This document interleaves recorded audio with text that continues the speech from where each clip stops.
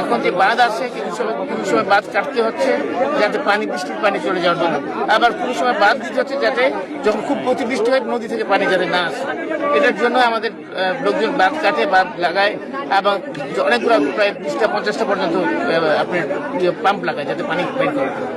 সেটার জন্য আমার টিএনওকে নিয়ে আসছি, আমরা নিজেরা দেখতেছি প্রশাসন সহকারে, এবং ওনারা 4টা-5টা যে সমস্যা দিয়েছে সেইটা ইতিমধ্যেই আমরা কিছু করছি। এবং আমাদের বাংলাদেশ জাতীয়তাবাদী দল ইতিমধ্যেই বিগত প্রায় 10-15 দিন যাবৎ প্রশাসনের সাথে মিলিতভাবে এই বাঁধ কাটতেছে, বাঁধ দিচ্ছে এবং প্রয়োজনে যেখানে পাম্প লাগানো পাম্প দিচ্ছে এবং ডিজেলের ব্যবস্থা আমরা করে দিচ্ছি।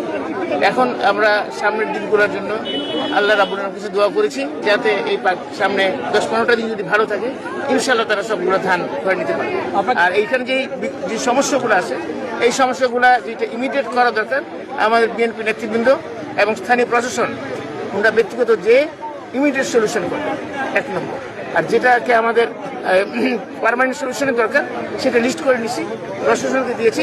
সেটা তো সময় সাপেক্ষ ব্যাপার, সেটা ধীরে ধীরে আমরা করে ফেলবো আগামী সিজনের আগে ইনশাআল্লাহ।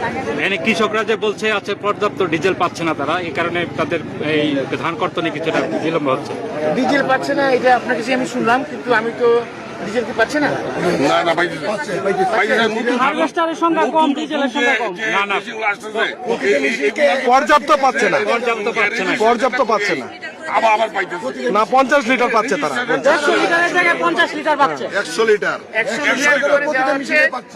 প্রথমত হচ্ছে আমার কাছে আমার বিএনপি নেতৃবৃন্দ বা জাতীয় জনগণ বলছে পাওয়া যাচ্ছে, যদি না পাওয়া যায় থাকে সেটা আমরা ব্যবস্থা করবো। এটার দায়িত্ব আমাদের সরকারের, এবং আমরা সরকারের জনগণের জনপ্রতিনিধি হিসেবে আমাদের দায়িত্ব।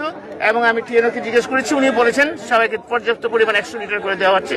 প্রয়োজনে বেশি লাগলে আমি ডিসির সাথে কথা বলেছি, আরো বেশি দেওয়া হবে।